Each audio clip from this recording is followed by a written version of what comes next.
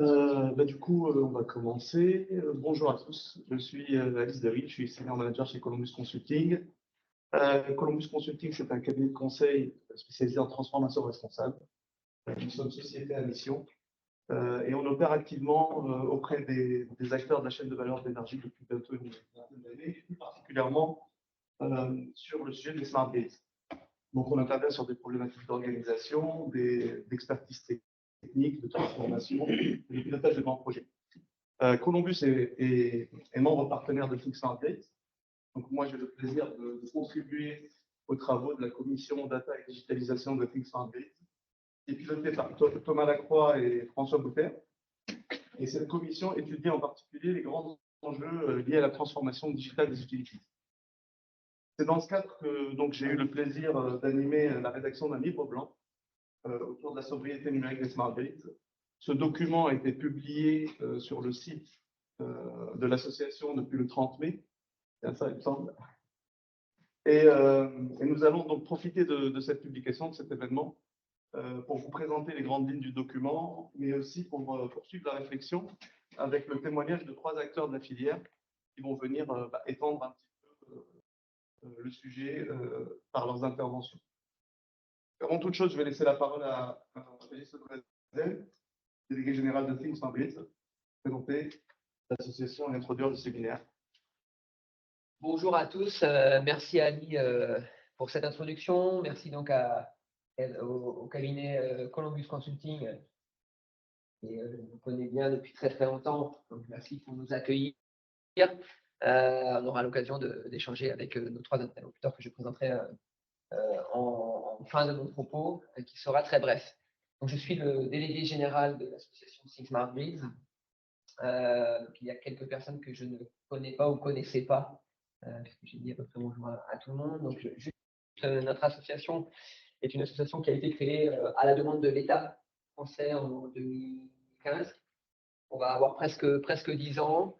On fédère et on promeut la filière des technologies smart grids en France et à l'international. Nos membres sont des grandes entreprises, mais aussi pour une grande majorité des PME, des PMI, des startups que l'on souhaite accompagner évidemment dans ce grand monde des réseaux électriques intelligents. En outre, nous avons aussi un écosystème très important de R&D, et donc on a tout l'écosystème universitaire et académique qui travaille. On a même une commission spécifique, un conseil scientifique qui travaille sur tous les sujets d'innovation qui ne sont pas encore industriels. Et puis évidemment, des acteurs de territoire. La transition énergétique, elle ne se passe pas à Paris, pas dans les territoires. Et donc, on a un certain nombre de territoires, de pôles de compétitivité qui sont membres et qui, du coup, produisent et font cette interaction entre la sphère parisienne, dans laquelle on opère, dans laquelle l'influence, le lobbying se réalise, et puis les territoires. Et puis, je finirai par deux acteurs très importants pour nous aussi, qui sont des membres observateurs, donc qui siègent au conseil d'administration, que sont la commission de régulation de l'énergie,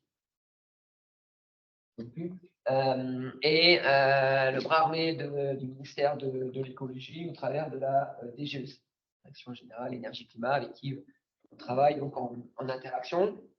Alors, donc très important, on travaille dans et avec des territoires au bénéfice de 3 éléments. 1, consommateur. Parce que ce qu'on fait doit servir au client final. 2, l'attractivité des territoires. C'est important que les territoires puissent se voir, déployer des solutions, et puis créer de l'emploi, en tout cas avoir une attractivité en termes de richesse. Et puis troisièmement, évidemment, on le fait pour la transition énergétique. Toutes ces solutions smart grids, qui sont des solutions digitales, contribuent à la sobriété dont on parle énormément, et à la souveraineté ainsi qu'à la compétitivité du système électrique dont RTE est en charge. Pour terminer, donc, ces solutions digitales qui sont aujourd'hui cruciales et vitales pour la transition énergétique, elles consomment de l'énergie, et donc il était important finalement que nos membres, nos acteurs dont certains sont déjà saisis de ce sujet depuis quelques années, se fédèrent et, sous la houlette de la commission digitalisation, on a 4 commissions de la conseil scientifique, puissent travailler pour faire ressortir les bonnes pratiques, et c'est ce que vont vous présenter nos 3 acteurs. Donc, les 3 acteurs, je vais commencer donc par Boris de RTE, qui est, attendez, Boris, chef du programme Open Source et IT durable chez RTE. Donc, merci Boris pour ta présence. Cécile, je suis ravi de retrouver Cécile, avec qui on a beaucoup travaillé quand elle était dans ses précédents postes à l'AVER. Merci Cécile de ta présence. Coordinatrice nationale de la stratégie d'accélération du numérique éco-responsable au commissariat général au développement durable. Et Cyril, que je ne connaissais pas et que j'ai le plaisir de rencontrer aujourd'hui, Cyril Omed, Energy and Sustainability Practice Director chez Orange Business. Je vais vous laisser donc en compagnie de Ali, que je remercie aussi donc pour l'animation de cette table ronde. J'espère que vous apprendrez beaucoup de choses. N'hésitez pas à interagir. Et Ali, je te laisse du coup la parole. Merci. Merci beaucoup. Merci. Donc très rapidement, l'introduction de Régis, je l'en remercie encore une fois, et j'en profite pour remercier aussi toute l'association Think Smart Grids et le groupe de travail data, digitalisation et data, pour leur appui sur ce livre blanc. Ce que je vais faire, c'est que je vais vous présenter rapidement la genèse de ce livre blanc, les principaux enseignements. Mon objectif est d'introduire ensuite le propos de nos 3 invités qui viendront nous présenter des témoignages de l'application concrète de ces enjeux de la sobriété numérique dans les entreprises et dans les organisations. Donc, avant de leur passer la parole,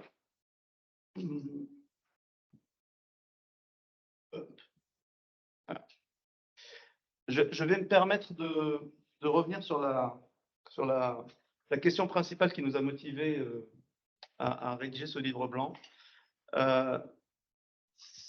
Régis l'a souligné, les smart grids sont identifiés comme une solution clé pour la transition énergétique. Dès lors, pourquoi se poser la question de la sobriété numérique des smart grids?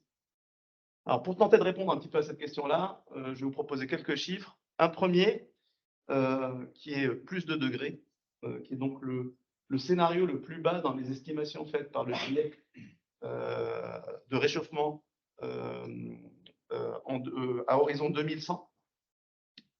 Le réchauffement climatique, c'est quelque chose auquel on commence à être acculturé. On connaît les conséquences de ce réchauffement climatique. Les implications sont évidemment la multiplication des risques météorologiques, la biodiversité, les risques sur la biodiversité, les risques sanitaires, alimentaires, hydriques. Heureusement, cette même étude conclut que si on arrive à accompagner les organisations et les individus pour modérer leurs besoins et leurs demandes, on pourrait, et notamment énergétiques du coup, on pourrait contribuer à réduire les émissions de gaz à effet de serre entre 40 et 70% à horizon du coup 2050. Donc, Régis l'a bien souligné, face à ces défis-là, le secteur de l'énergie est en première ligne. Il traduit les enjeux nationaux et internationaux de la transition énergétique en solutions concrètes pour les consommateurs, pour les producteurs et pour les territoires. Et dans ce cadre, l'intelligence du réseau est un élément clé pour 2 raisons. La première raison, c'est que la digitalisation des réseaux permet la mesure. Et si on veut entreprendre une quelconque optimisation, il faut évidemment mesurer. Donc ça, c'est le premier élément. Et puis le deuxième élément, c'est que l'intelligence des réseaux va permettre de répondre à une multitude de défis. Ça va être l'intégration des énergies renouvelables, ça va être le développement de la mobilité électrique, ça va être la maîtrise de la consommation d'énergie, le juste dimensionnement du réseau, et puis également les synergies avec d'autres énergies, comme par exemple avec le gaz. Donc, du coup, on voit bien que cette place centrale des smart grids dans la transition énergétique, je ne vais pas vous dire ça. Je vais rien vous apprendre si je vous dis que lors de cette étude, ce postulat n'a pas été remis en cause. Donc la question reste posée. Du coup, pourquoi vouloir faire une étude sur la sobriété numérique des smart grids? Alors, encore quelques chiffres pour changer. Un premier, c'est l'empreinte environnementale du numérique dans l'empreinte environnementale de l'humanité. On passerait, selon l'étude de Green IT, en 2025 de 2,5 à 6% de l'empreinte mondiale humaine, avec en sous-jacent une évolution très forte des gaz à effet de serre.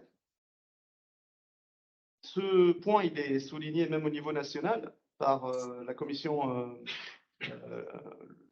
par le Sénat, par une mission d'information du Sénat qui estime que sans action, évidemment, hein, c'est toujours les mêmes postulats, c'est sans action, on constaterait une augmentation de 60% des gaz à effet de serre d'ici 2040 qui serait due au numérique uniquement. Donc, pour en revenir aux smart grids, on a parlé de la digitalisation des réseaux. Cette digitalisation, c'est beaucoup de capteurs, beaucoup de compteurs communicants, beaucoup de matériel numérique au sens large. Donc, pendant l'étude, on n'est pas rentré dans les considérations liées aux analyses de cycle de vie. Hein. On s'est concentré plutôt sur les volumes de données qui sont une conséquence, hein, mais on sait que le sous-jacent, c'est que plus les données augmentent, plus les traitements, les terminaux numériques, les capacités de stockage vont également augmenter. Et donc, du coup, tous ces usages-là vont avoir un impact numérique qui va croissant. Donc, j'aimerais bien vous dire qu'on a des estimations très précises sur le volume de données que représentent les smart grids. Aujourd'hui, ce calcul, c'est un calcul qui est quasiment impossible pour deux raisons. La première, c'est que des mesures de ce type-là peuvent être mises en place au niveau local, on va dire. Certaines organisations, certaines entreprises essayent de faire cette mesure-là. Maintenant, le faire au niveau de tout le secteur est beaucoup plus complexe. L'autre raison, c'est que on ne maîtrise pas la réplication des données.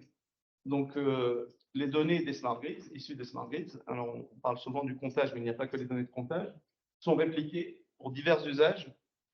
Et cette réplication, aujourd'hui, n'est pas quantifiée. Du coup, la commission a décidé de se saisir du sujet.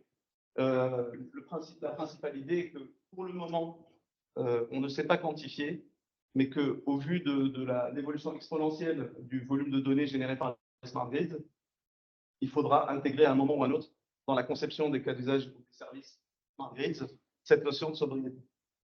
Donc, du coup, en termes de méthodologie d'étude, on s'est basé sur 12 interviews avec des acteurs très différents du secteur. Ça va des hyperscalers jusqu'aux entreprises de data science, en passant par la chaîne de valeur du marché de l'énergie, hein, donc, le distributeur, le transporteur, les producteurs, etc. Et ces 12 interviews ont été très intéressantes puisque on a très vite constaté que la sobriété numérique, il n'y avait pas de définition unique de la sobriété numérique. Donc, en fonction des acteurs qu'on va interroger, on va avoir évidemment des angles d'attaque qui vont être très différents sur ce qu'il y a à faire pour observer une certaine forme de sobriété. Donc, je tiens d'abord à remercier les 12 interviewés. Hein, les entreprises sont présentes dans le document qui a été publié et que vous pouvez donc télécharger sur le site de Think Smart Grids. On a quand même posé quelques bases sur l'exercice. On leur a demandé de s'exprimer sur 7 axes qui nous semblaient être des axes importants pour mettre en œuvre la sobriété numérique.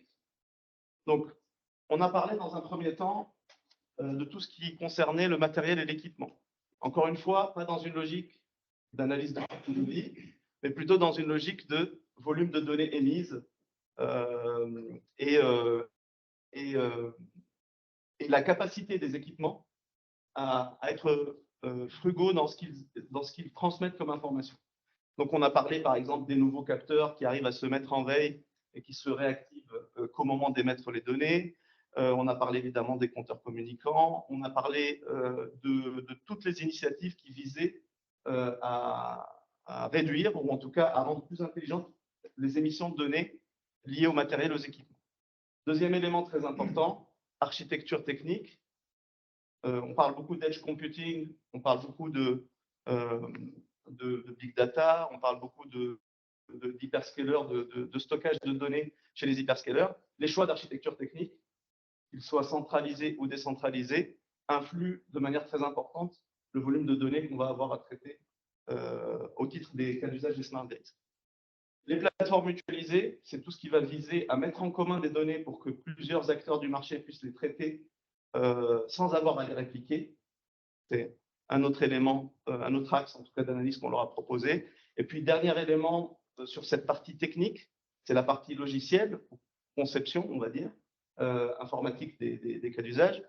Le logiciel a longtemps été considéré comme la dernière roue du carrosse dans la sobriété numérique parce que le poids des terminaux ou le poids du matériel était beaucoup plus important. Aujourd'hui, avec l'avènement de l'intelligence artificielle, qui est très consommatrice, et puis de ces algorithmes qui sont de plus en plus intelligents, la logique de l'éco-conception logicielle peut maintenant contribuer à mettre en œuvre de la sobriété numérique.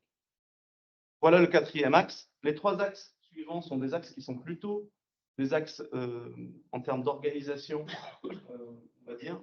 Le premier, c'est celui des cas d'usage. Être sobre numériquement, c'est aussi accepter de ne pas avoir des solutions qui soient fonctionnellement extrêmement complètes.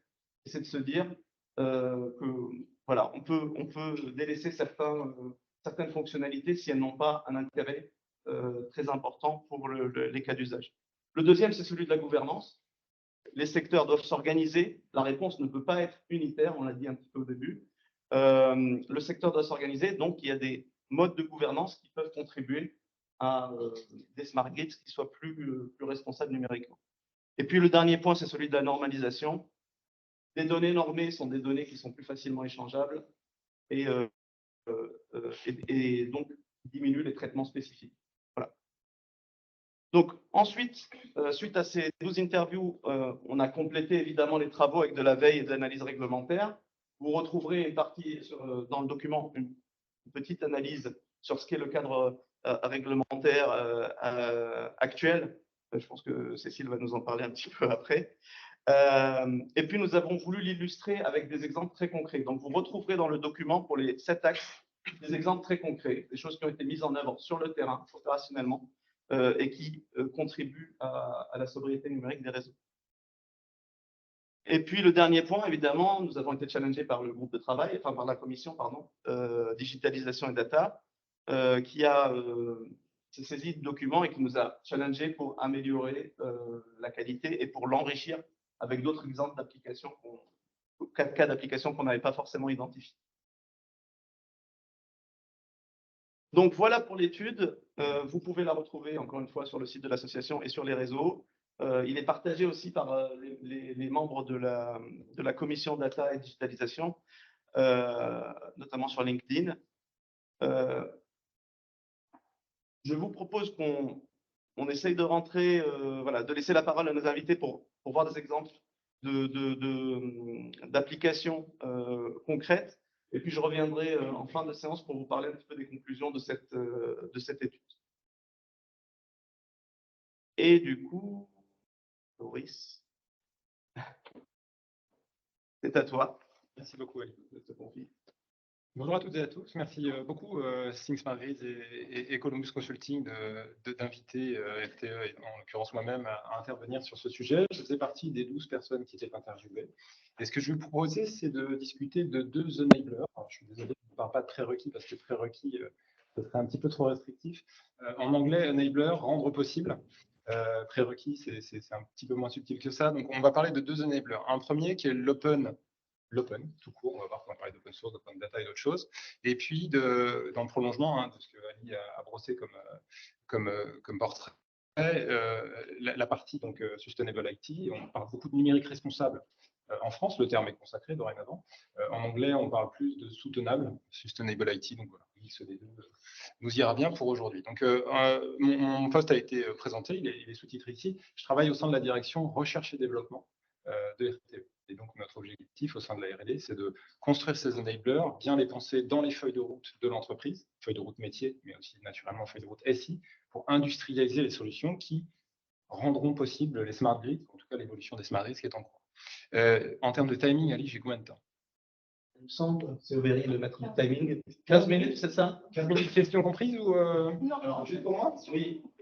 C'est la remarque est tout à fait à propos. On prendra toutes les questions, qu'elles soient dans la salle ou à distance, à la fin des 3 interventions, pour, voilà, pour gérer le timing. Évidemment, on les adressera à ceux qui doivent les... Génial. Super. Alors du coup, la notion de Open End Sustainable IT n'est pas un terme consacré. En revanche, j'aimerais beaucoup que ce terme-là s'inscrive dans les pensées. Donc, j'espère qu'il vous touchera suite à mon intervention. Et tout ce que je produis dans ce genre de domaine est du coup en licence libre. C'est la licence CC0 qui change beaucoup la logique de propriété intellectuelle parce que c'est tout de suite dans le domaine public. Donc, voilà, c'est la licence la plus ouverte. Donc, si ce terme était un jour consacré, je ne veux pas en être l'auteur, ce n'est pas mon objectif, mais j'aimerais beaucoup que ce terme puisse rentrer dans les esprits.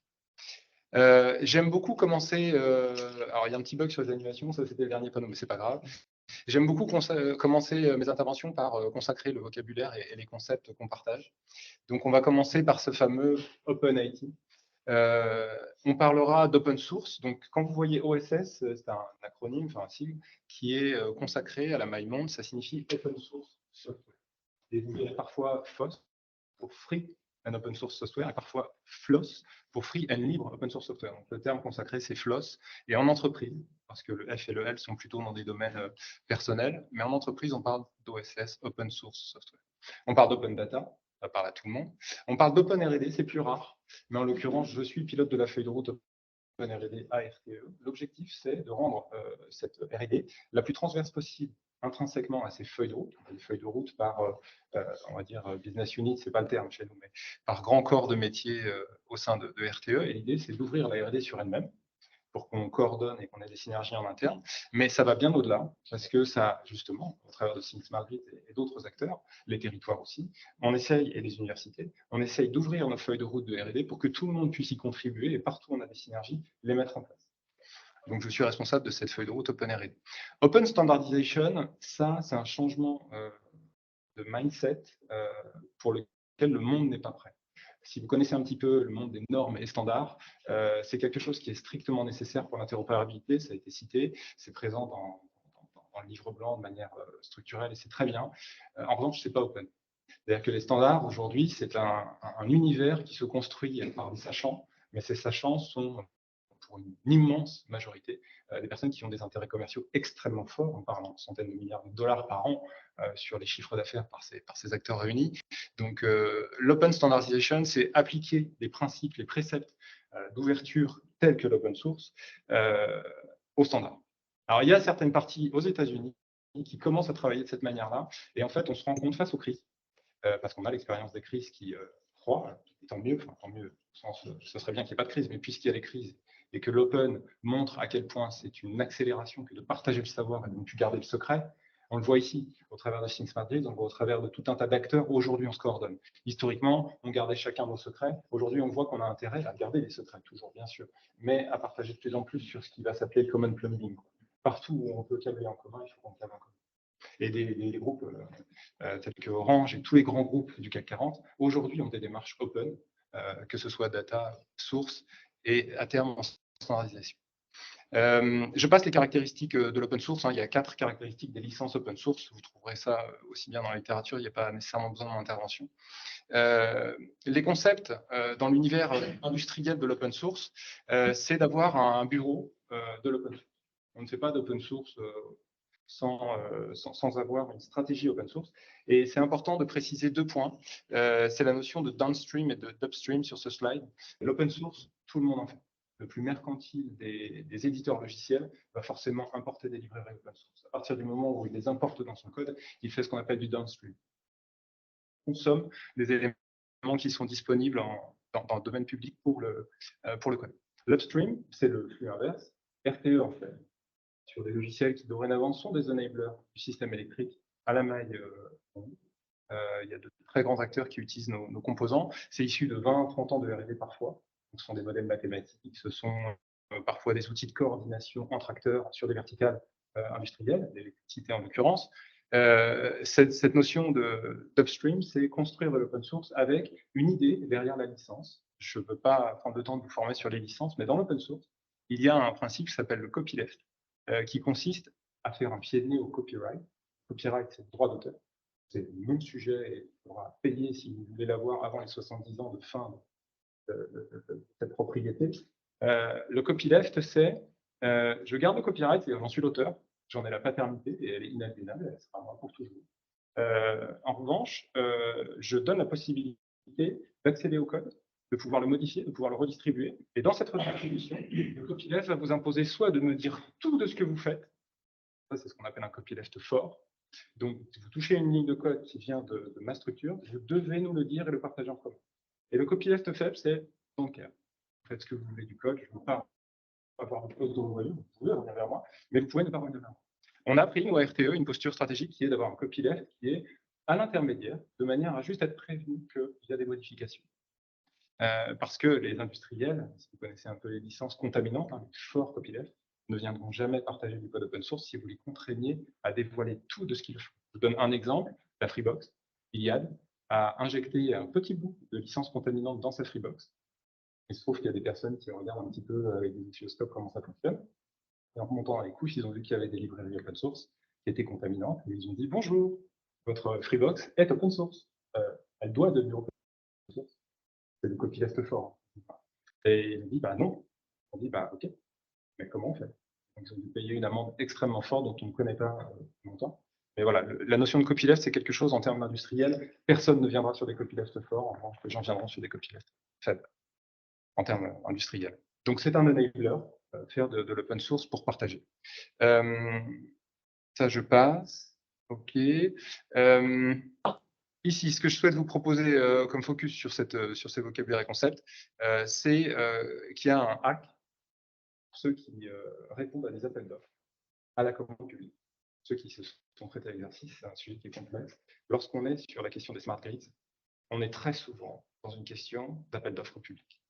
Il se trouve qu'il est possible de prescrire les solutions techniques. Il faut que je parle plus fort? Je peux. OK, très bien. Donc, la commande publique interdit aux acteurs publics, RTE en est un, de dire « je veux telle solution technique ». Non, on doit exprimer un besoin et les personnes qui vont répondre à l'appel d'offres vont nous parler de leurs besoins et il y aura une note technique, mais aussi surtout une note commerciale, et que le meilleur gagne. Il se trouve que dans l'open source, puisque chaque acteur a un accès équitable à la ressource open source, le code source, le binaire exécuté, les mécanismes de maintenance de ces sujets, bref, l'entreprise de services numériques a la possibilité de répondre aux produits qu'on aura choisis. Donc, si on co-construit tous ensemble dans la filière Smart Grid des codes open source et des datasets de données qui parfois sont loin du réel, on n'a pas le droit de communiquer notre réseau un pour un en termes de caractéristiques électrotechniques, ça c'est une donnée qui est complètement secrète. Par contre, on peut l'émuler en partie et puis l'anonymiser en partie, pour ne pas dire qu'ici c'est Blayet ou je ne sais quoi. Donc, on a la possibilité de créer ensemble des solutions qui sont ouvertes et ensuite de spécifier dans les appels d'offres que c'est ces solutions ouvertes que nous viserons. En termes d'accélérateur, de capacité à travailler ensemble sur l'avenir des solutions numériques des smart grids, c'est un game changer total. Je ne suis pas en train de vous parler d'un truc nouveau qui sort du chapeau. On travaille avec la Linux Foundation sur ces sujets au sein de RTE. Ce que nous a apporté la Linux Foundation quand RTE s'est posé la question de l'open source pour aller plus vite pour ses propres feuilles de route, égoïstement, on n'était pas encore à l'échelle des smart grids, c'est que les télécoms ont déjà fait ça. L'automobile a déjà fait ça. Je parlais de common plumbing tout à l'heure. Orange a déjà fait ça dans les télécoms, avec des grands acteurs tels que AT&T et tous les grands acteurs Vodafone, etc. En fait, ce qu'ils ont fait, c'est qu'ils se sont dit, on a des points hauts avec des antennes. Ces antennes-là, elles sont aujourd'hui Edge. Mais demain, elles devront être, ils ne le savaient pas encore, 5 ou 6 ou 7G. Ben, il se trouve que ces devices étaient dans des bandes de fréquences qui étaient les bandes de fréquences autorisées. Qu'est-ce qu'ils ont fait? Ils ont décidé que le coût de main-d'œuvre de pouvoir aller sur la 5G, ils devaient arrêter de monter à chaque fois pour changer les devices. Ils ont mis des devices qui étaient prêts à accueillir des gammes de fréquences qui étaient déjà pour l'avenir. Et donc, grâce à des solutions open source, ils ont pu créer une infrastructure de mise à jour du réseau. Nous sommes en 2G, entrée. Nous sommes en 3G. Alors, ce que je dis est à la marge, parce qu'en réalité, il y a toujours des personnes qui vont aller sur des points hauts pour faire des mises à jour. Mais ils ont changé de modèle. Et ce modèle-là, vous le voyez, il est à la maille de la couche hardware, mais à la maille de la couche équilibre des flux, parce que tout ça, ça va permettre de partager de la bande passante au sein de sa propre entreprise, mais ça va aussi permettre de partager une couche marché. Pour dire, je suis Orange, vous êtes Free, vous êtes Bouygues, eh ben, je vais vous allouer entrée telle bande passante à tel instant. Et tout ça peut jouer à la maille du quart d'heure, de l'heure, etc.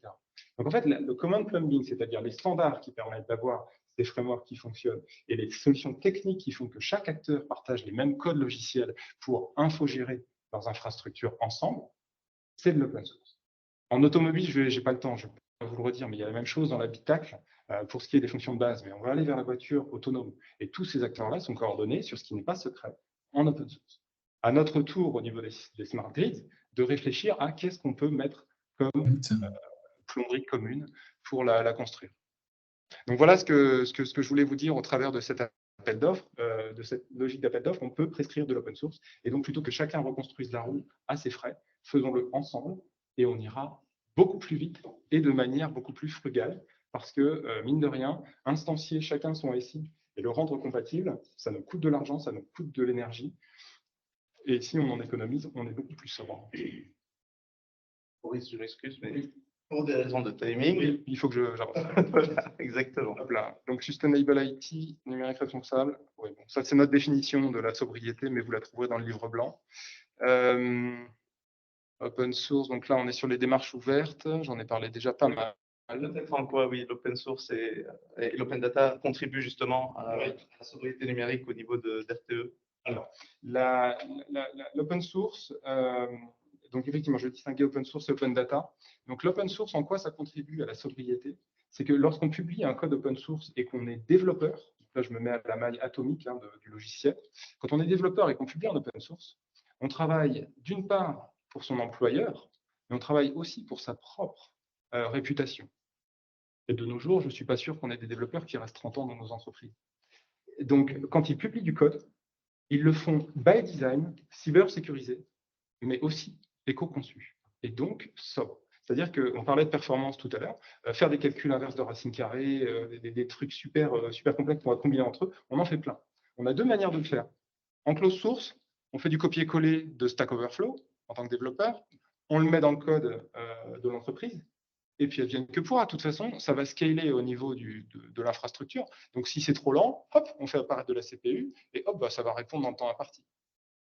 Eh bien, l'open source, ça montre que la personne a fait ça. Et donc, en fait, nous, au-delà de taxer les personnes de mal faire via l'open source, l'idée, c'est justement qu'ils rentrent tout seuls dans une logique d'exemplarité. Quand ils vont faire un calcul inverse de racine carrée, c'est leur nom derrière le commit, ils l'auront fait selon les règles de l'art algorithmique. Donc, ils l'auront fait de manière extrêmement performante. Donc, il y a déjà ce premier point sur l'open source.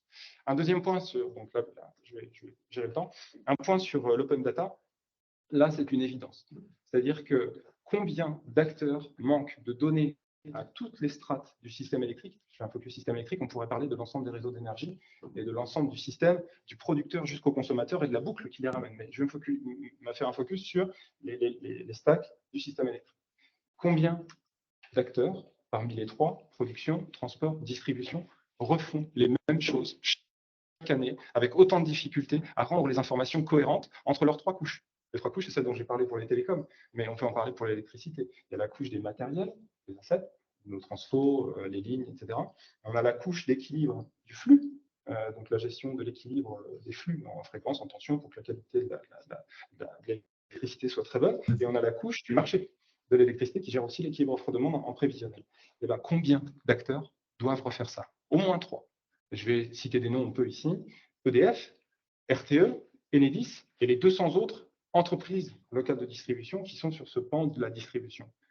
On n'a pas d'open data ensemble. On a Audrey, bien sûr, qui du coup couvre l'ensemble des acteurs, l'ensemble des sujets. En revanche, dans Audrey, si vous posez la question en interne aux entreprises, qu'est-ce qui nous manquerait pour être meilleur entre TSO et DSO, donc distributeurs et transporteurs? Qu'est-ce qui nous manquerait pour être encore meilleur jusqu'au territoire, etc. Audrey ne répond pas à tout ça. En revanche, en termes de sobriété, si on répondait, c'est le sujet dont vous parliez, c'est-à-dire la duplication.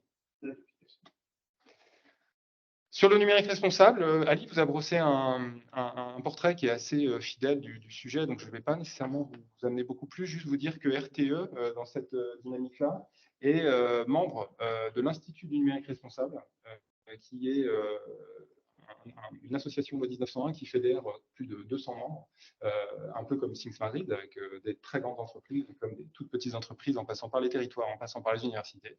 Donc c'est une association très importante pour nous et qui en plus, ils ont participé aux interviews. Things Madrid. On a le SIGREF, que vous connaissez sans doute, les entreprises pour l'environnement, et le CRIP qui nous nourrissent en termes de référentiel sur le numérique responsable. Donc je sors de l'open et cette fois-ci je suis sur le Sustainable IT. Et le Sustainable IT, ne serait-ce que dans son intitulé, vise à la sobriété. Ce qu'on va nous instancier, c'est une feuille de route donc on l'a, cette feuille de route déjà depuis 2009 en réalité, mais elle est vraiment mûre depuis ces dernières années. On a 3 piliers, donc la gouvernance, dans laquelle on retrouve tous les éléments depuis les pages de la feuille de route. C'est moi qui m'en charge, rattaché directement au COMEX, et ça c'est une chance. Si le Sustainable IT est rattaché au COMEX, ça change beaucoup de choses. Si c'est fait par quelques personnes qui veulent insuffler une démarche, c'est plus compliqué. Donc, on a aussi la formation, la sensibilisation et les achats. Fin d'utilisation des équipements. Je ne l'ai pas dit tout à l'heure dans mon propos préalable, mais vous n'avez peut-être pas conscience, parce que quand on fait le sondage, souvent, les gens répondent à l'inverse. 80% de l'impact sur les limites planétaires, et merci de les avoir cités, je termine dans 1 minute, sont sur le matériel. Donc, en fait, la sobriété numérique appliquée au smart grid, c'est d'arrêter d'aller scaler dans le cloud à gogo, parce que c'est des serveurs avec des GPU pour l'intelligence artificielle ou avec des serveurs pour les services classiques. Et pour nous, en on-premise, dans nos data centers, arrêter de dire OK, j'achète du serveur. Non, il faut contraindre les développeurs pour faire mieux avec ce qu'on a. Sinon, on provoque de l'effet rebond. Et c'est 80% de l'impact des limites planétaires, c'est le matériel. Donc le software, ce n'est que 20% sur un mix énergétique français. L'éco-conception, on en a parlé tout à l'heure, et le réflexe de l'ACV, donc l'analyse du cycle de vie. Lorsqu'on fait du smart grid et qu'on dit cette solution numérique va amener de la flexibilité, mais de la sobriété, c'est notre sujet aujourd'hui, il faut le démontrer par une analyse systémique. L'analyse systémique porte un nom, c'est l'analyse de cycle de vie. Alors, c'est coûteux de faire une analyse de cycle de vie. Il existe des analyses de cycle de vie moins coûteuses. Et je vous donne l'info. C'est les mines de Paris qui travaillent sur une solution open source qui est magnifique, qui s'appelle Brightway. Ce sont des ACV paramétriques. Ils coûtent beaucoup moins cher à faire que les ACV. Et vous pouvez les faire dans vos structures à vous, sans aller faire d'achat dans des prestations qui sont assez coûteuses, et c'est normal, d'ACV. Je vous invite à l'ACV pour les smart grids pour être sobre. C'est la seule démonstration qu'on puisse faire. Et je m'arrête là, même si j'avais un autre slide.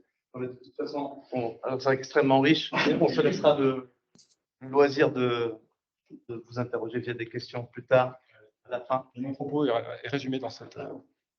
Très bien.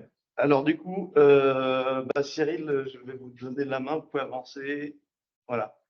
Je vais peut-être commencer par une question juste pour lancer un petit peu l'intervention.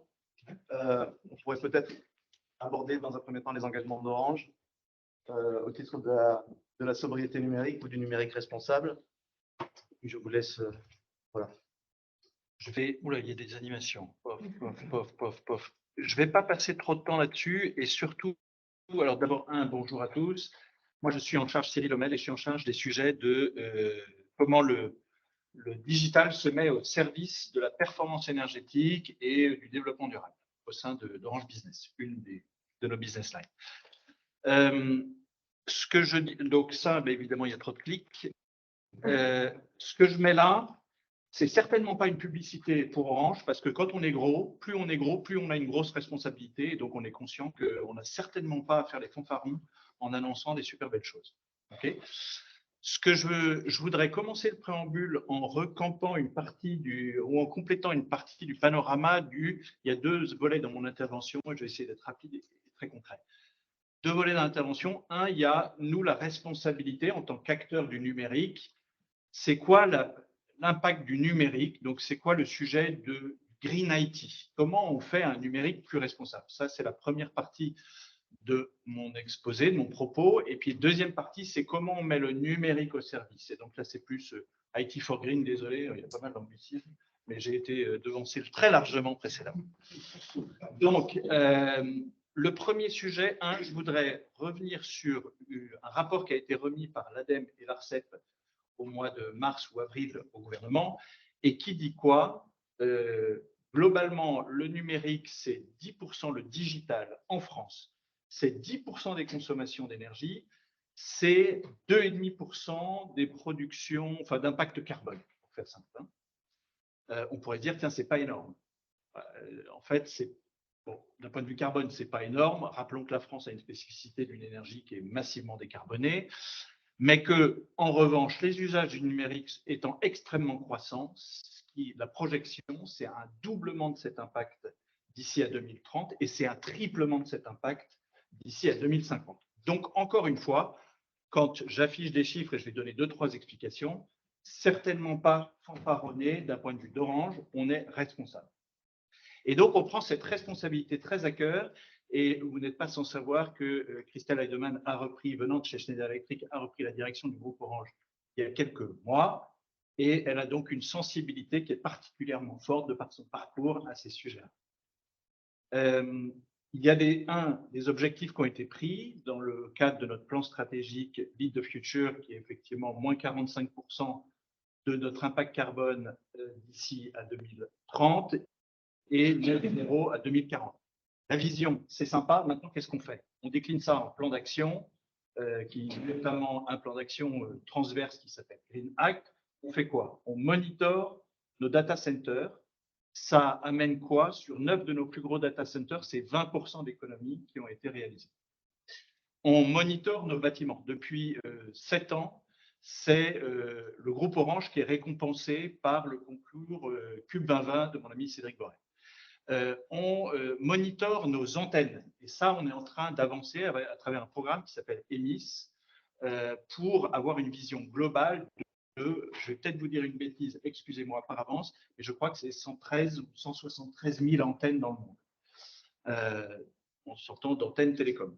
Donc, on monitore ça avec des ambitions fortes de réduire la consommation des antennes. Et sans polémiquer, effectivement, la 5G a un impact en termes de consommation, mais le lancement de la 5G, juste pour rappel, c'est déjà 10 fois moins de consommation que la 4G au moment où elle a été lancée. Mais le public est plus sensible aujourd'hui, c'est normal. Et encore une fois, on a des responsabilités et des engagements à prendre. Donc, on les tient. Et puis, vous l'avez dit, dans le cadre de cette étude ADEME-ARCEP, il rappelle aussi que 80% de l'impact carbone, quand on parle de numérique, c'est lié aux terminaux.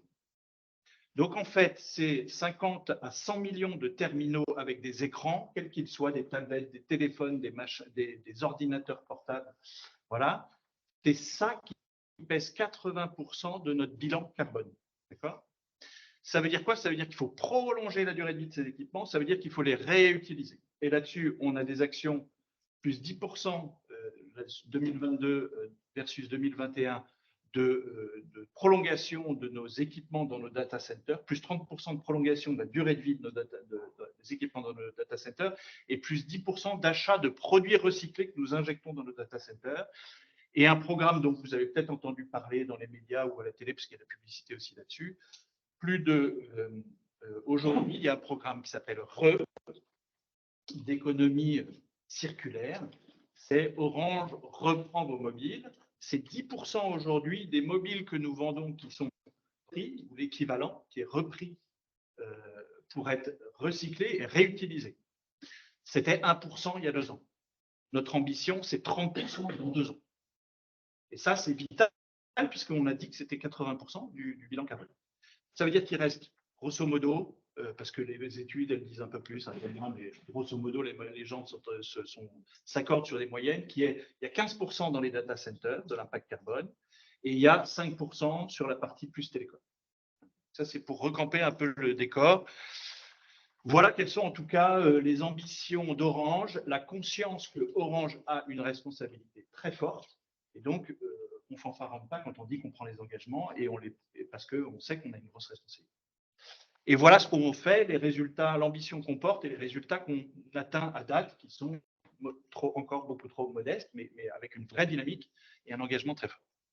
Sobriété, efficacité, compensation. Je ne vais pas parler de compensation. Effectivement, on a lancé maintenant depuis, je crois, 24 mois, un fonds qui permet de compenser, parce qu'à partir du moment où il y a de l'activité, qui qu'on soit autour de la table, à partir du moment où même si je prends le métro, à part la marche à pied, de toute façon, j'émets du carbone.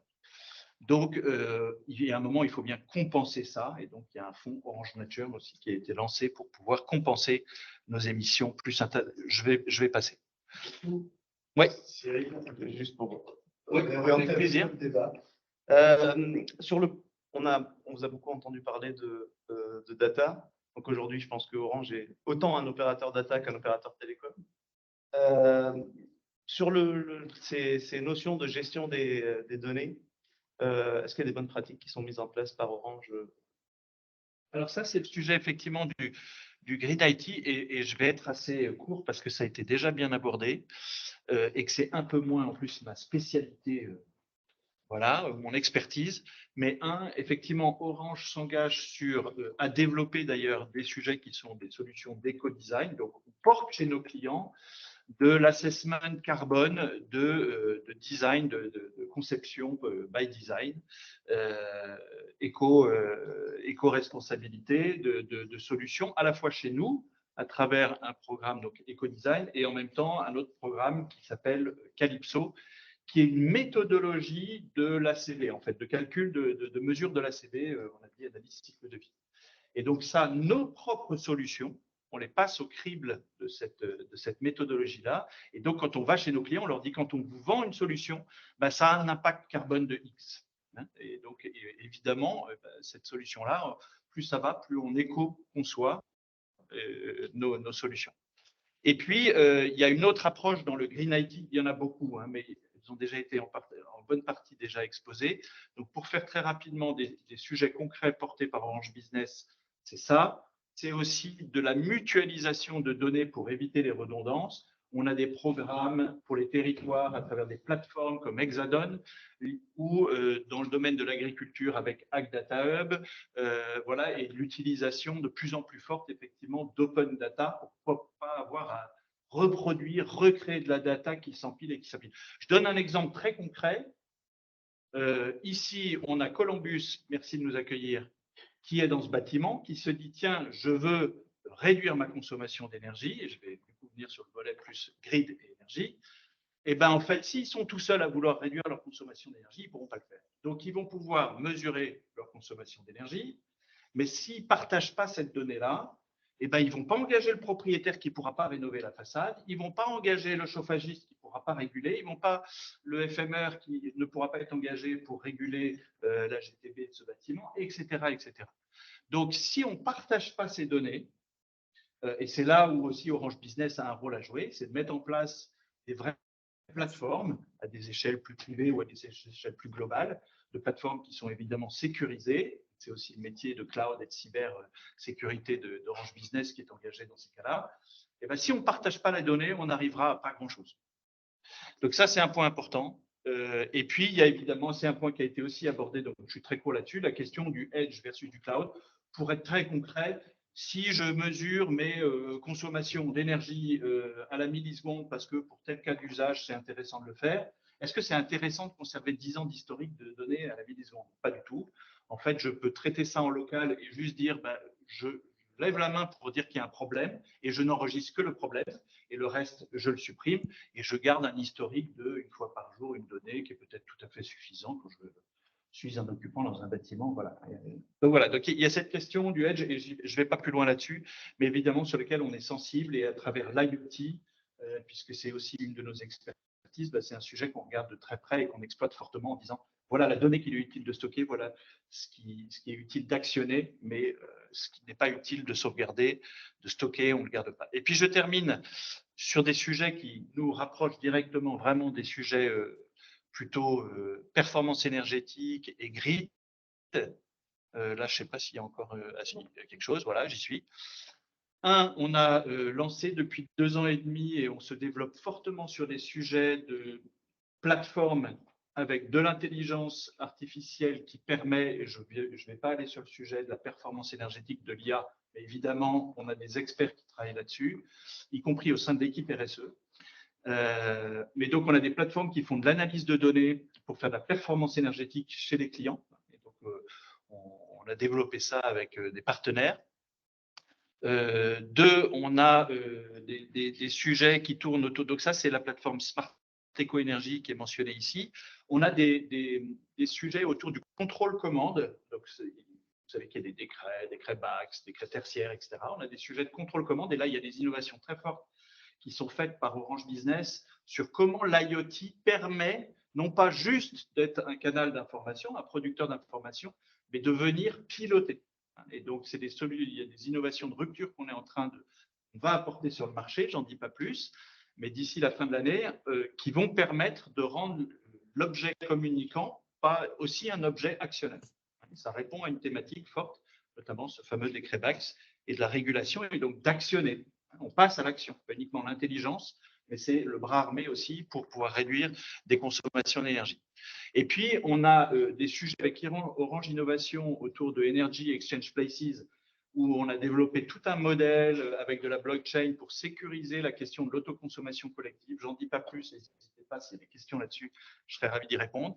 Avec RTE, des travaux qui sont engagés pour porter le sujet de manière très concrète de la flexibilité dans le tertiaire, qui est un sujet en fait majeur parce que le potentiel il est immense.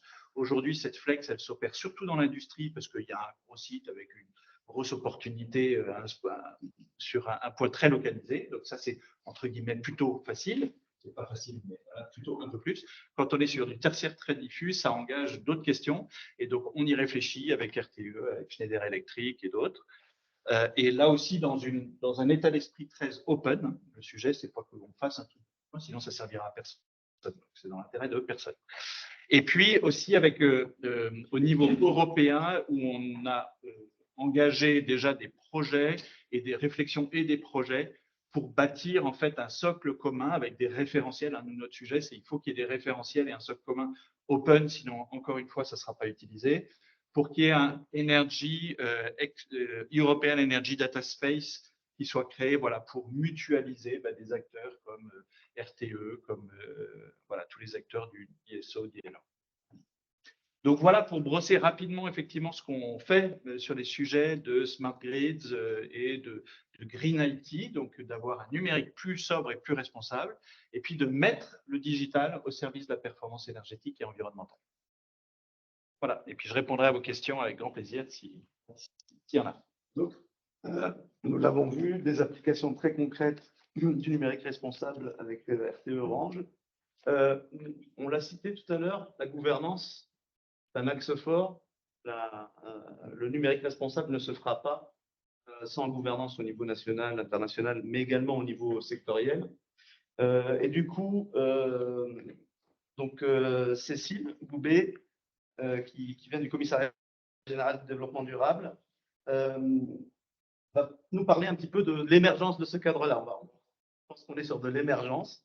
On n'a pas forcément un cadre qui est aujourd'hui très, très mature, mais les choses avancent. Donc, Cécile, je vous propose de prendre la parole et la main. Bonjour à tous. Merci à Things Smart Grid et à Colombus pour l'invitation. C'est un plaisir de vous retrouver également ici. Alors, peut-être pour faire un petit point sur le Commissariat général du développement durable, qui est une administration centrale du ministère de la Transition écologique et de la cohésion du territoire. On a une mission assez transverse en fait, au CGDD, puisque toute la partie statistique, quand vous cherchez des informations sur les émissions de gaz à effet de serre, sur les chiffres climat, énergie, transport, etc., c'est hébergé par un des services du Commissariat général de développement durable. Et on traite globalement de tout ce qui est économie verte et solidaire. On héberge aussi Ecolab. Ceux qui connaissent Ecolab, c'est aussi le label Green Tech, qui met en avant des entreprises qui ont de grosses innovations en matière de tout simplement transition écologique et énergétique. Et on traite vraiment de ce sujet.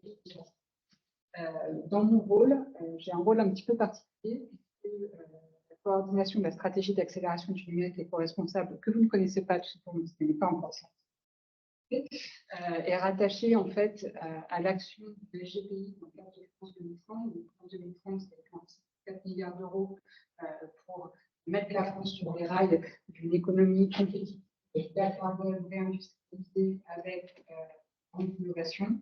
Et dans ce cadre-là, il y a un volet souveraineté numérique. Et dans ce volet souveraineté numérique, il y a cloud, etc. Donc, j'ai il y a également tout simplement le numérique éco-responsable qui est lui-même forcément un peu complexe. Je vais juste vous donner un petit peu la big picture de où est-ce qu'on se situe et de ce que je fais. Alors, je pense que vous avez déjà eu pas mal d'éléments dans les discussions précédentes. Juste pour rappel, à mon sens, vraiment, le numérique est réellement au cœur de la transition énergétique et économique à tous les niveaux. Que ce soit, ça a déjà été très bien dit par mes prédécesseurs, au niveau du consommateur, au niveau des entreprises, au niveau de l'État. C'est absolument fondamental pour réussir à faire tout ce qu'on cherche à faire en termes de transition énergétique. Pour ça, le numérique, on a besoin d'être absolument essentiel pour pouvoir attaquer déjà tout simplement l'efficacité énergétique, ça on l'a très bien dit, la sobriété, tout ce qui est pilotage et équilibrage des réseaux, c'est par cœur. Et également, on l'a également abordé très légèrement tout à l'heure, la question de la maintenance prédictive, qui est forcément un enjeu absolument majeur en termes de que ce soit financier, énergétique, social. Alors, les grands enjeux du numérique éco-responsable. En fait, on voit souvent les acteurs numériques arriver avec qu'est-ce que nous, on va pouvoir permettre en termes de réduction de consommation énergétique et de réduction des émissions de CO2 à nos clients. On voit de plus en plus arriver doucement, mais sûrement, les grands groupes ont aussi un rôle majeur là-dedans, la nécessité au sein même de ces structures-là de prendre en compte ces notions d'éco-responsabilité pour la production et le déploiement de leurs propres produits et services numériques. Alors, c'est important puisque, effectivement, on l'a très bien dit, je ne vais pas revenir sur les grands chiffres, mais globalement, quand on dit que 10% de la consommation énergétique française, c'est l'équivalent de la consommation électrique de 8 millions de foyers, donc ce n'est pas complètement anecdotique dans les cas de crise énergétique telle qu'on a pu le vivre l'hiver dernier. J'espère qu'on ne vivra pas l'hiver prochain, mais en tout cas, ça a enclenché une vraie dynamique avec des crédax, etc., dont on parlait tout à l'heure. Et dans le même temps, on a aussi toute la partie ressources. On a aujourd'hui 20 millions de tonnes de déchets par an qui sont liés au numérique, qui appellent du coup forcément des réponses. Et en même temps, le prélèvement des ressources pour la production en tant que telle, quelque chose comme 60 millions de tonnes par an, qui est quand même non négligeable. Donc on a vraiment tous ces prismes-là. Gaz à effet de serre, énergie et ressources. Juste pour un dernier chiffre sur cette histoire d'émissions de gaz à effet de serre, quand on dit aujourd'hui le numérique, c'est entre 16 et 17 millions de tonnes de CO2 équivalent par an, à 25 millions de tonnes de CO2 à horizon 2030 globalement. Pour vous donner une petite idée des enjeux, quand on regarde la trajectoire de la stratégie nationale bas carbone, pour réduire à peu près de 7 millions de tonnes par an d'émissions de gaz à effet de serre. Donc il y a une question aussi d'acceptabilité et on va dire de communication sur le numérique. J'essaie de parler fort déjà. Les efforts absolument fondamentaux qui vont être demandés à la société et à absolument tous les secteurs de la société pour atteindre nos objectifs 2030 de Fit for 55 impliquent nécessairement une acceptabilité moindre de voir des secteurs qui peuvent continuer à avoir leurs émissions de gaz à effet de serre augmenter dans le même temps. Voilà, donc il y a vraiment cette notion d'équilibre à prendre en compte. Tout ça, on l'a dit, je ne vais pas vous le redire. Ça aussi, on l'a dit, donc je passe. Juste, effectivement, sur la partie empreinte carbone, parce que moi, je vous avoue que j'ai trouvé ça assez contre-intuitif, en fait, quand j'ai démarré il y a 2 mois sur le sujet numérique. La part des terminaux dans l'empreinte carbone est absolument phénoménale. Et en fait, cette répartition, donc ça c'est issu de la DMARCEP, et on retrouve également une part prépondérante forcément dans la fabrication sur les terminaux aussi. Donc on voit à quel point, on va dire, l'amont, que ce soit sur les produits et les services numériques, est absolument crucial. Alors, une fois qu'on a dit ça,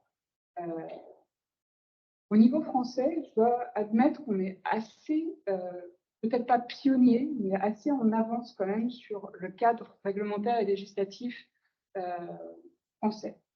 Donc, dans le cadre de la feuille de route du gouvernement sur le numérique éco-responsable, 3 axes assez clairement définis. Le premier qui est assez simple, hein, si on veut faire les choses correctement, c'est bien de savoir ce qu'on fait, comment se passe, donc de connaître. Donc, développer la connaissance de l'empreinte environnementale du numérique. Et là, effectivement, on en est au tout début. On voit encore, en discutant avec tous les acteurs que vous avez mentionnés, les fédérations, les associations, etc., à quel point le chemin est encore long.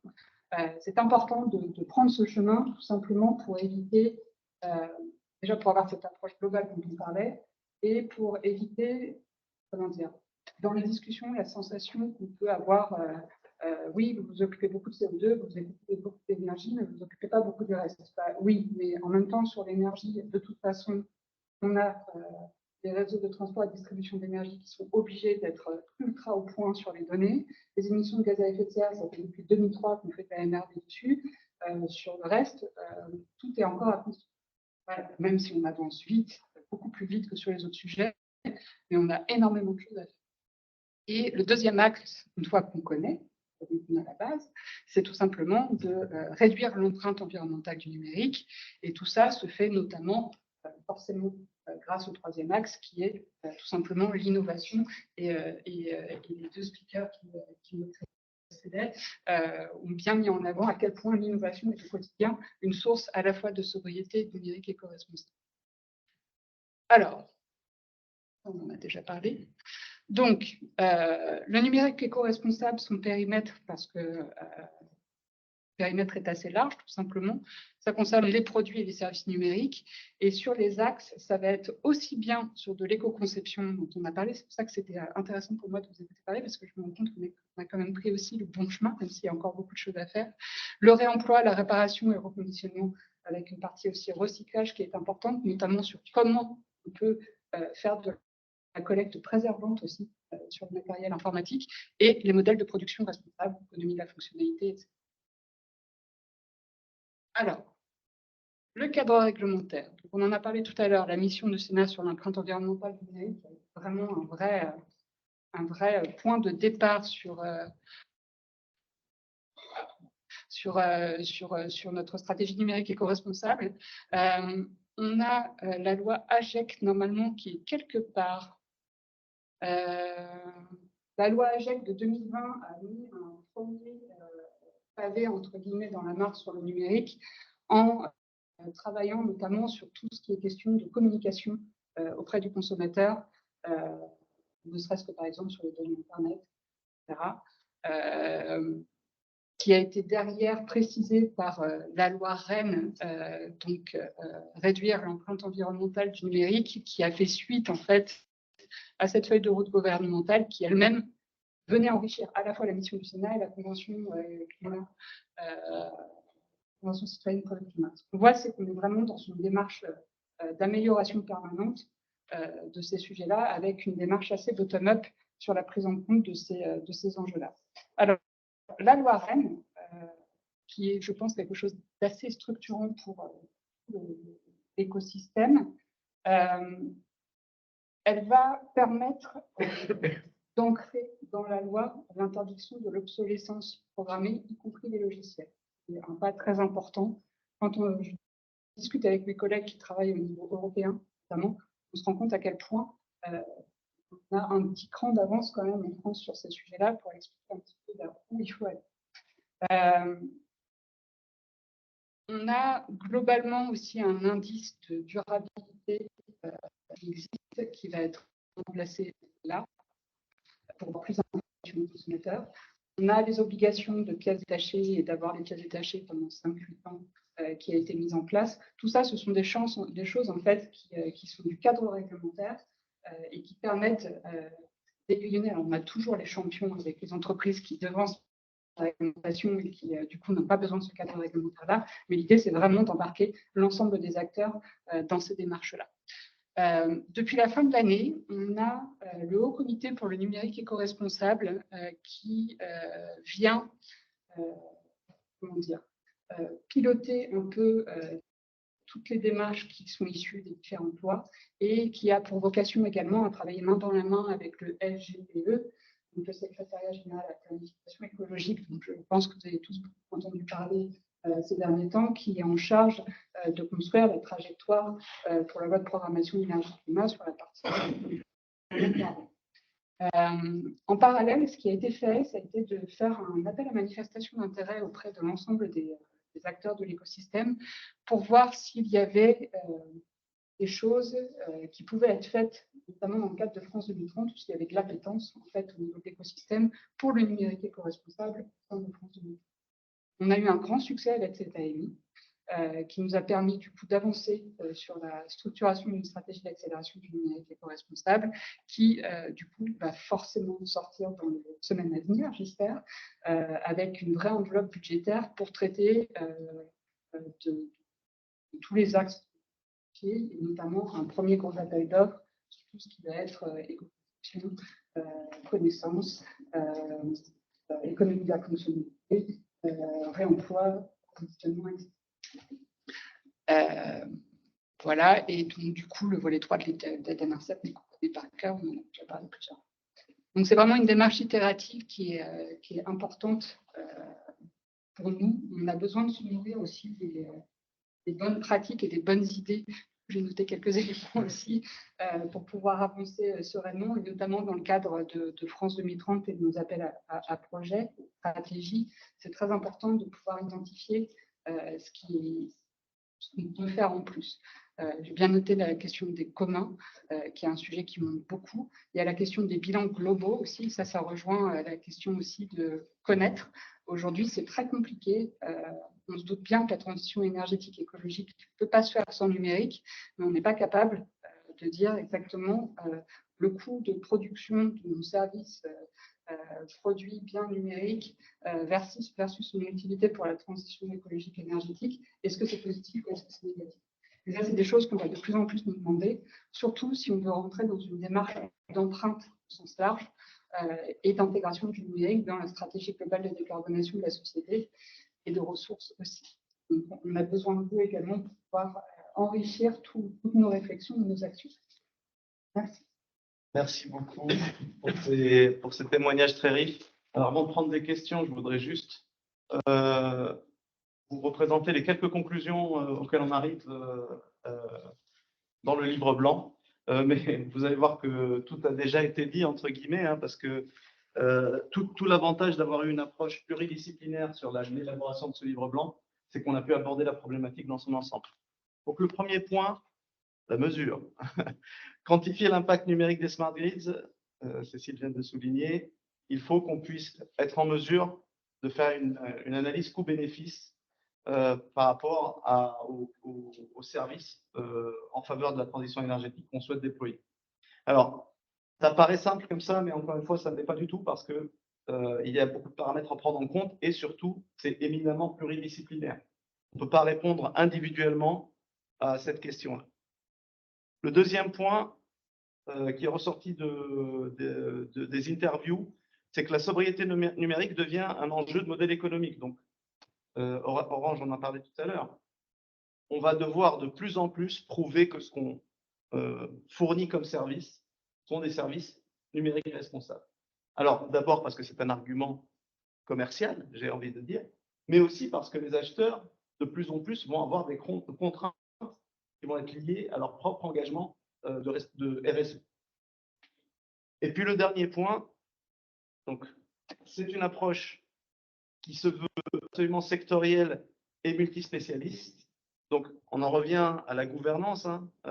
Il faut qu'on puisse, d'un point de vue sectoriel, trouver les bons espaces, les bons forums qui permettent de discuter et de traiter cette problématique-là de manière globale et de manière collégiale.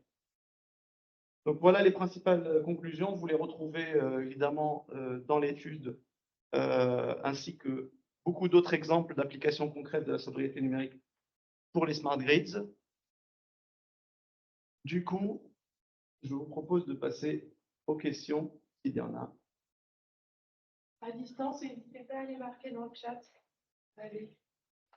Bonjour, Jérôme Barbou, Fractal Énergie. J'avais une question pour Boris sur l'open data, le cadre légal qui est lié. Ali en a parlé, la duplication des données, c'est un sujet. Si je ne veux pas dupliquer la donnée et utiliser la donnée de quelqu'un d'autre, ça peut être stratégiquement un risque. parce que la donnée peut changer, le format, elle peut ne plus être accessible. Comment on met un cadre légal sur de l'open data et on arrive à engager une entreprise sur une relation long terme et non pas une dépendance qui peut être un risque. Merci pour la question. Alors malheureusement, je ne saurais pas répondre à comment on pose un cadre légal.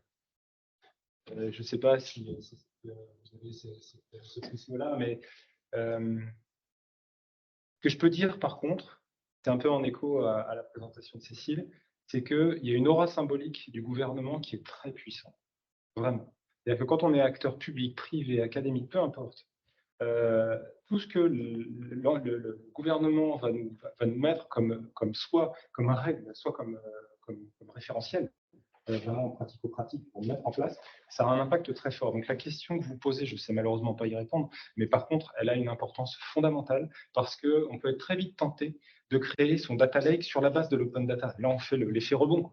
Là, on a plein de communs, mais on se le privatise. Donc effectivement, il faudrait qu'il y ait quelque part une contrainte. Alors cette contrainte, on la retrouve un peu quand même dans les mécaniques de loi, c'est-à-dire que quelque part, à terme, via la loi Rennes, alors là, on n'est plus sur la réutilisation, mais globalement, sur le responsable, on devra, en tant qu'au moins acteur public, démontrer qu'on aura été dans une démarche responsable sur tous les aspects, matériel, logiciel, et dans le logiciel, bien sûr, l'aspect de la donnée. Donc en fait, on est déjà intéressé à. Maintenant, la question, c'est quand est-ce qu'on sera contraint à. Ça rejoint la question. Je peux parler d'une contrainte forte, mais au moins un engagement qui peut être unilatéral, qui est basé sur de l'open data. Ouais. Audrey, je pense que c'est quand même une réponse en partie à cette question-là, parce que finalement, au départ, RT avait sa propre API Open Data, et disparaît, etc. Aujourd'hui, on a fédéré à la maille des réseaux d'énergie. Donc, on a déjà ce genre de dynamique. Par contre, mais vraiment, je ne suis pas en mesure de répondre aussi précisément à la question que vous posez. Moi, je veux bien apporter juste un tout petit complément, c'est que, alors pas du tout sur le cadre légal, parce que moi non plus, je ne suis pas du tout un spécialiste et je ne sais pas, mais en tout cas, c'est vrai que ça pose la question de si on veut créer des espaces de data qui soient vraiment utiles à une communauté et que ça ne génère pas des effets rebonds en disant, bah, tiens, je t'en prends un morceau, mais je le mets chez moi et puis je réutilise, et puis bref. En tout cas, ça pose bien la question de la gouvernance de cette donnée et de cette cybersécurité. Je suis une collectivité locale, on me dit, tiens, il y a une plateforme Hexadone sur laquelle tu es invité à tout déposer pour que d'autres puissent utiliser. Ben, je veux bien que des acteurs universitaires utilisent cette donnée. Par contre, je ne veux pas qu'un acteur économique, sans me demander mon avis, vienne prendre cette donnée et dire, ah, au fait, j'ai un nouveau service à vous vendre, j'ai vu que, j'ai fait des calculs, etc. Ça, non. Donc, ça pose cette question de l'utilisation de la donnée, dans quel cadre, etc. Et ça, c'est vraiment un sujet sur lequel, en tout cas, nous, on est très engagés sur ces plateformes de données qui, pour être tout à fait franc, sont encore un peu émergentes et cherchent un modèle. Mais il faut qu'on se bouge là-dessus, fort et vite. Et tout à l'heure, on parlait de la il y a le sujet réglementaire, du coup, le cadre légal qui n'est pas… On parlait de la mesure, quelque part. Est-ce qu'on sait, au-delà de mesurer, identifier où sont les référentiels? Moi, je découvre autour de cette conférence l'existence de… J'ai pris une photo du slide que tu as présenté tout à l'heure. Je découvre l'existence.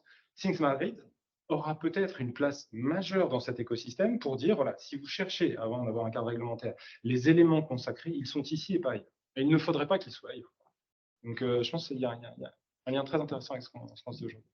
Il y a effectivement les deux aspects. Il y a la partie référentielle et conception qui est prévue pour la loi Rennes. Et après, il y a un gros travail, mais c'est ce qui a fait aussi d'intervention sur ces communs numériques dont on parle.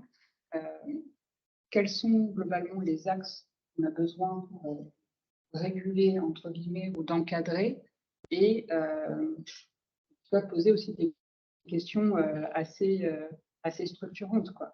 Enfin, on voit souvent en discutant de l'open access avec des acteurs que qui dit open access, pour plein de gens, ça veut dire gratuit. Pas forcément, on l'a vu.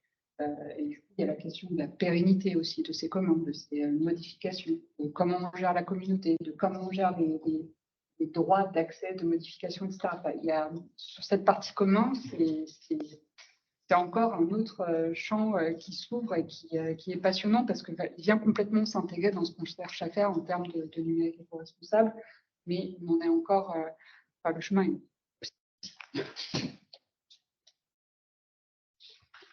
D'autres questions? L'installation. Florian Ortega, Columbus Consulting. Déjà, un grand merci pour votre intervention, pour la qualité de ce livre blanc.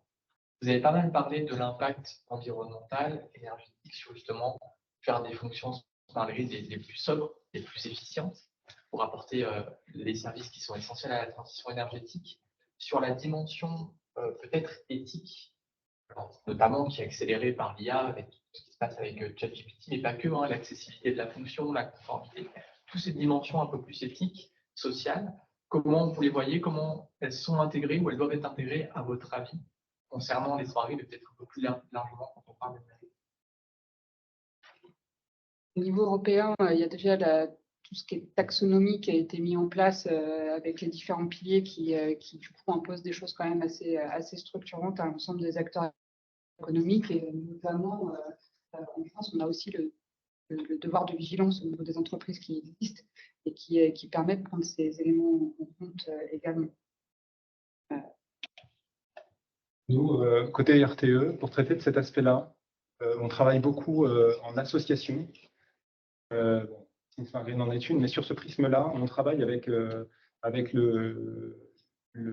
majoritaire, c'est le CRIP, et vous le connaissez, c'est le club des responsables d'infrastructures de production informatique. Il y a beaucoup d'ateliers sur la question sociétale, sociale de la RSE, transposée au numérique. Les questions d'éthique, on les pose aussi au TOSIT. Donc le TOSIT, c'est une grande association qui est un peu plus petite et du coup un peu plus efficace, hein, en toute transparence, sans polémique. Donc TOSIT, c'est The Open Source I Trust, association française. Mais bon, on a fondu à peu près dans le monde, vous savez, ça n'est pas fait aujourd'hui. Le TOSIT travaille pareil en atelier, donc on réunit tous les grands comptes français qui créent ou qui consomment de l'open source. Et dans cette logique-là, on a un lien immédiat avec le Sustainable IT, et il y a une emphase forte dans ces clubs pour les questions sociales, parce qu'on ne trouve pas beaucoup. Et votre question est intéressante à ce titre-là, clairement. C'est que transposé au smart grid, si on prend les questions vraiment de end-user, tout comme le gouvernement le fait pour servicepublic.fr, Pôle emploi, tout ce qui va être vraiment payer ses impôts, etc., les questions d'accessibilité pour les smart grids, c'est un sujet. Je prends l'accessibilité comme zoom, hein, de votre question. Mais en fait, les développeurs, j'aime bien revenir à la maille du développeur, parce qu'il y a un commanditaire, mais il y a aussi ses propres contraintes, mais pas aujourd'hui sensible. Et ça rejoint ce premier axe que vous nous avez présenté, la question de la formation, de la sensibilisation. Aujourd'hui, les développeurs ne sont pas sensibles. Ils sont sensibles à la cyber, parce qu'ils savent que là, ils se mettent vraiment en danger. Ils commencent à être sensibles à l'éco-conception, mais ils sont alors pas encore du tout concernés par l'aspect éthique. Ils commencent à se poser des questions, parce que ChatGPT commence à les aider. Mais à terme, où est-ce que ça ira? Donc la question d'éthique, on commence à l'amener aux développeurs. Et je pense qu'à partir du moment où on sensibilise les développeurs et qu'on les implique là-dedans, on va pouvoir reboucler avec les COMEX, qui, eux non plus, malheureusement, n'ont pas encore cette conscience. Parfois, on est en dehors de la conformité. Et pour l'instant, on ne prend pas encore de pénalité. Mais ça va arriver très vite, parce qu'en 2025, je crois que c'est 7 500 € d'amende si on ne respecte pas l'accessibilité pour une personne morale. Pas grave, 7 000. Mais après, c'est 1 500 € par produit sans limite. Là, ça commence à piquer très, très, très fort. Donc, l'accessibilité et le cadre réglementaire, pas sur la data, mais sur l'éthique, sur le respect, ça servira à la cause. Mais intrinsèquement, on ne sait pas sans le prendre en main seul. Il faut le faire en assaut et sous l'impulsion du gouvernement. Oui, et moi, de mon côté, juste vous dire que, ce n'est pas un sujet que je maîtrise bien, mais juste, il y a des experts, en fait, au sein d'Orange, je l'ai dit tout à l'heure, experts IA, et qui portent la question de l'éthique au sein de la direction RSE, plusieurs experts. Et deux, je pense que ça pose aussi la question que j'ai déjà un peu évoquée de, en fait, si je partage mes données, en fait, qu'est-ce que je vais autoriser là-dessus? Et donc, il y a une vraie mission de conseil. Tu parlais de formation, voilà, de bien éclairer en disant, voilà, vous avez mis ça dans un espace qui est plus ouvert, qui est plus mutualisable, mais ces données-là, attention, parce qu'elles peuvent être utilisées. Qu'est-ce que vous autorisez par défaut? Qu'est-ce que là où vous demandez des autorisations et là où vous excluez des usages? Et donc, ça pose aussi de manière un peu transversale la question d'une éthique, quoi. Voilà. Pour rebondir sur cette question d'éthique, parce que c'est beaucoup associé à l'intelligence artificielle, L'intelligence artificielle dans les smart grids, aujourd'hui, les applications sont grandissantes, hein. Ça peut être de la conduite, ça peut être de l'équilibrage de réseau, ça peut être de l'analyse de consommation, de production, etc. Donc, les applications sont quasiment infinies. Il va y avoir aussi, sur tous les aspects, maintenance, tout ce qui va être jumeaux numériques des réseaux. Et la question qui se pose, du coup, est-ce que cette intelligence artificielle, très consommatrice, à la fois pour l'entraînement ou à la fois même pour l'exécution, ces jumeaux numériques qui sont, alors peut-être moins consommateurs du C, mais en termes de stockage de données, sont des modèles mastodontes. Est-ce qu'on saurait conjuguer ça, à votre avis, avec la sobriété numérique des smart grids? Alors, la question est un peu... Le challenge, ouais. Le challenge. Ah ouais, vas-y. Allez-y.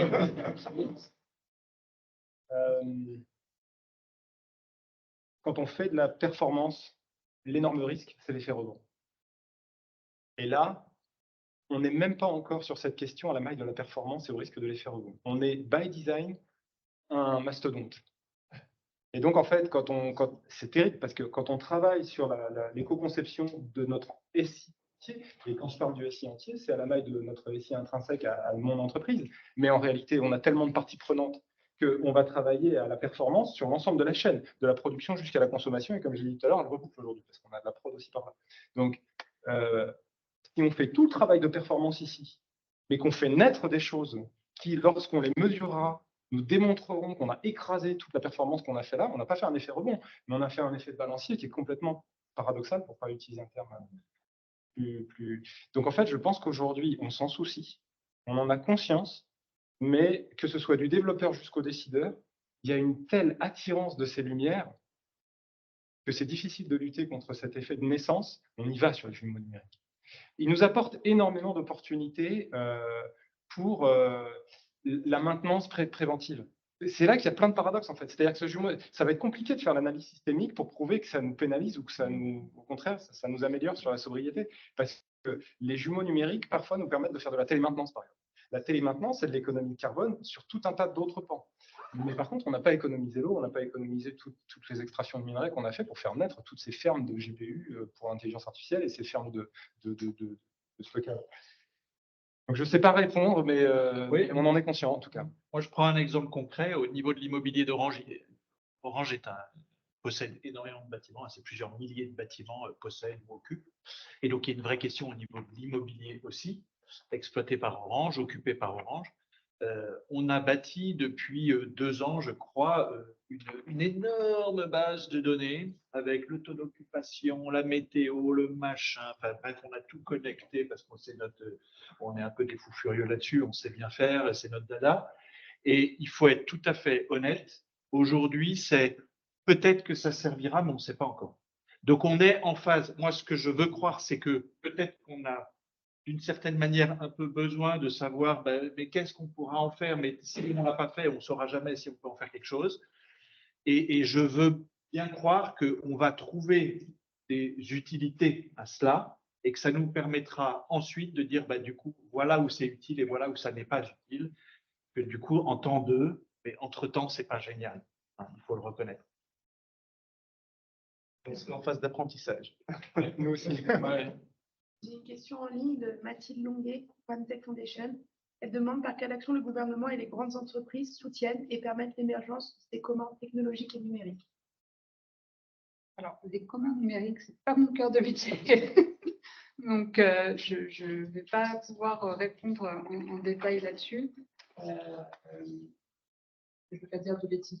Ce que je peux dire, c'est que c'est dans le cadre du numérique éco-responsable, il y a beaucoup de questions en lien avec tout ce qu'on s'est dit sur ces questions de commun numérique. Dans les grandes entreprises, moi, je peux amener un éclairage à cette question-là. C'est de l'importance des fondations dans cet aspect-là. Il existe des communs à la maille monde dont on a pris conscience par accident. Je vais donner un exemple. En 2008, je crois que c'était en avril, une faille cybersécurité sur ce qu'on a appelé Heartbleed, cœur saigne.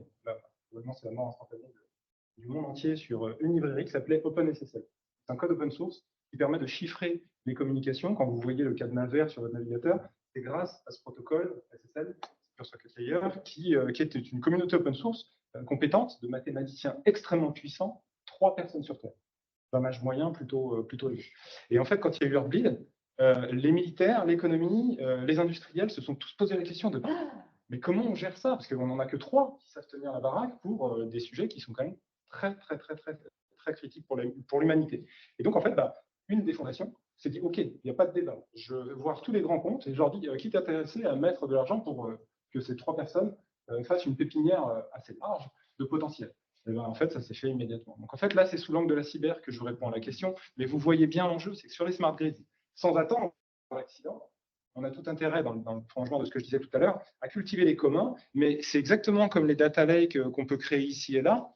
Si on les crée, mais qu'ils ne sont pas connus, c'est un travail qui est vain. On n'arrivera pas à créer le commun. Donc, de l'importance des fondations. C'est-à-dire que les fondations, elles ne sont pas très nombreuses sur Terre, mais les fondations logicielles, et c'est des open source en l'occurrence, on peut citer Apache Foundation, Linux Foundation, Eclipse Foundation, il y en a quelques autres. Ces fondations-là ont cette vocation à pouvoir sécuriser d'un point de vue juridique, économique et technique les communs.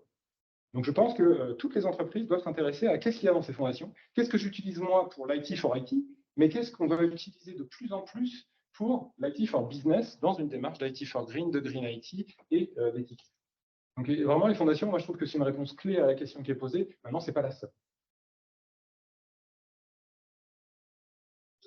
Oui, Fabien Berger, Fractal Énergie. J'ai une question au niveau des consommateurs finaux. On voit des protocoles IoT qui essayent d'émerger et de standardiser justement la communication, la smart home. Quel est à tous donc votre rôle là-dedans et surtout sur le fait que ça va être des standards qui peuvent être internationaux et donc qui vont vous faire discuter avec des gens très éloignés de votre secteur géographique. On a beaucoup parlé de la France, mais quel est le rôle de l'Europe, par exemple, là-dedans? Est-ce que vous auriez des éléments là-dessus? Moi, je veux bien donner un petit bout d'éclairage. Alors, la smart home, ce n'est pas trop mon champ de spécialité, mais en tout cas, sur la question des standards, et je vais répondre tout simplement à travers un projet qu'on regarde de près avec RTE, avec Smart Grid également, et Schneider Electric, notamment au niveau de la flex, par exemple. Sur la question des standards, c'est vraiment ça le sujet. C'est il faut bien faire une plateforme parce qu'il faut être sobre d'un point de vue numérique. Il faut bien faire une plateforme avec de l'intelligence parce qu'il faut bien que tout ça marche. Mais il est hors de question de faire une plateforme qui servirait un Orange ou un Schneider Electric ou qu'un RTE, puisque le sujet il va être à l'échelle européenne. Donc, si on veut que tout ça marche, il faut que ça soit absolument un standard. Enfin, c'est plus la question du standard, c'est plus un truc qu'on se pose. En tout cas, est-ce qu'on fait un standard, un truc? On sait très bien que si c'est pas standard, de toute façon, c'est mort. Donc, on a tous perdu de l'argent et notre temps. Donc ça, c'est un premier, je dirais que c'est un élément un peu de réponse un peu rapide au sujet. Après, nous, notre rôle sur les technos en tant que tel, sur l'IoT, on a été choisir un standard qui était plutôt du LoRa sur de l'IoT. On travaille évidemment dans le cadre de la 5G, sur LTE-LTM, etc. Donc, voilà, on essaye de trouver des standards qui soient le plus réutilisables. Mais on n'a pas vocation à dire il n'y a que ça et les autres c'est pourri. Enfin, c'est pas notre métier de standardiser. Ouais, c'est en complément, ce que je vois, je te rejoins à 1000% sur cette réponse au travers des standards, c'est que dans l'histoire des standards, il y a eu, notamment sur les télécoms, des travaux mondiaux qui ont coûté des milliards de dollars sans doute à l'époque, pour définir les couches de l'OSI au sein de l'ISO, etc. Et ça a été complètement explosé par des standards de fait. C'est-à-dire que TCP, Internet, est né d'un protocole qui marchait vraiment pas aussi bien que tous ceux qui avaient été normalisés, mais il les a écrasés. Il y a les transitions cartes bancaires jusqu'en 2000 quelque chose, tout début, elles reposaient sur les standards de communication qui s'appelaient X25 à l'époque. Aujourd'hui, X25, France Télécom, c'est très vite dit, stop, transmet, c'est fini, il ne sera plus. Donc en fait, il y a des standards de fait qui arrivent. Et la question que je posais menace beaucoup de personnes dans le secteur public à la maille européenne, parce qu'il y a des personnes qui sont, et des très grosses personnes morales, qui sont en centaines de milliards d'euros de chiffre d'affaires, pour ne pas les citer, mais vous allez vite voir qui c'est, qui ont des devices qui sont connectés dans les maisons et qui sont, si on raisonne dans un scénario un peu science-fiction pour l'instant, mais qui vont être capables de faire des prédictions d'équilibre offre-demande. Dire quoi de mieux pour prévoir l'équilibre offre-demande que d'avoir les prises derrière le frigo, derrière le four, derrière avec un capteur de température et d'humidité dans le bâtiment, etc. Donc, il y a un changement de paradigme qui est fondamental d'embrasser. Soit on va le subir au travers d'acteurs privés qui vont faire leur crèmerie, et ça va s'imposer à nous tous de manière extrêmement contrainte, et on va essayer, enfin, au cul du camion, de gérer le truc au mieux. Soit on a une communauté européenne, au moins européenne, qui est agile, qui va très vite pour produire des standards qui sont aussi bons que ceux qui vont nous faire de fait. Et donc, en fait, ça revient à cette question de l'open standardization dont je parlais tout à l'heure. Je te rejoins à 1000%, ce sont les standards qui doivent répondre à ça. Mais il faut qu'ils aillent plus vite et certainement pas de manière égoïste, c'est-à-dire le cache, je le mets là, j'aurai je mon petit coup en tant que fournisseur. Il va vraiment falloir qu'on aille sur des choses qui sont plus partagées sur les commandes de standardisation. Une dernière question. Oui, tout à fait. Il faut qu'on respecte le timing. Est-ce qu'il y a une dernière question? Il semblerait que non. On peut peut-être lancer. Jean-Luc Roy de General Electric. Merci pour l'exposé, merci pour le livre blanc que j'ai lu avec intérêt. D'ailleurs, j'en ai profité pour aller faire un tour sur Audrey, la plateforme, parce qu'il y avait qu'est-ce qu'on peut faire en termes de numérique. La question, c'est peut-on concilier sobriété et résilience?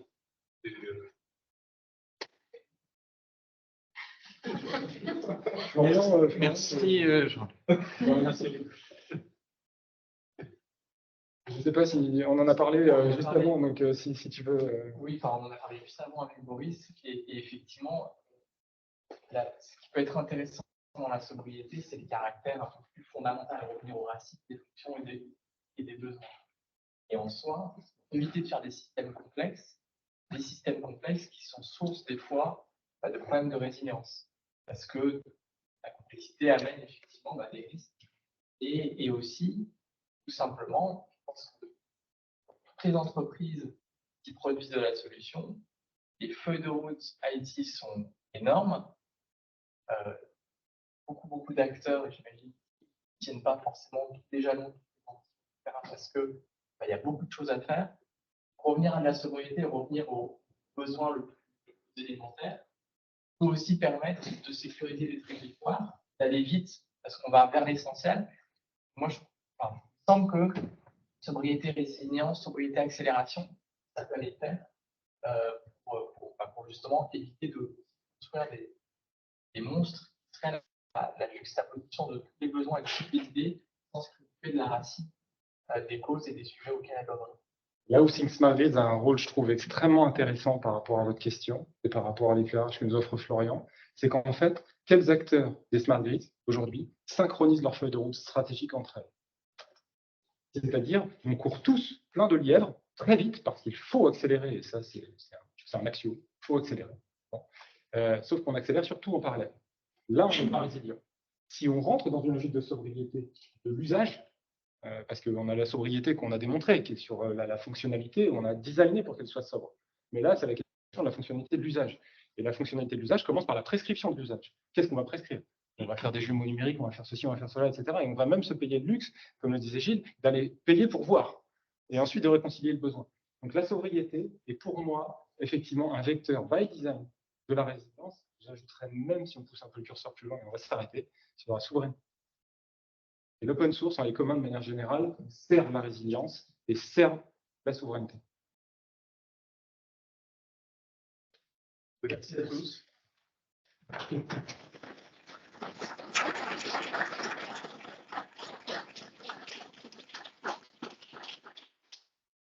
propose de s'arrêter là. Je veux juste en profiter pour remercier toutes les personnes en back-office qui ont fait que cet événement a pu se tenir, notamment Mélinda, Aubéry, Colline. Je voudrais remercier aussi Delphine qui est là et qui a participé à la rédaction du livre blanc. Et je vous remercie évidemment tous d'avoir été présents aujourd'hui et spécialement nos intervenants. Merci beaucoup. Merci.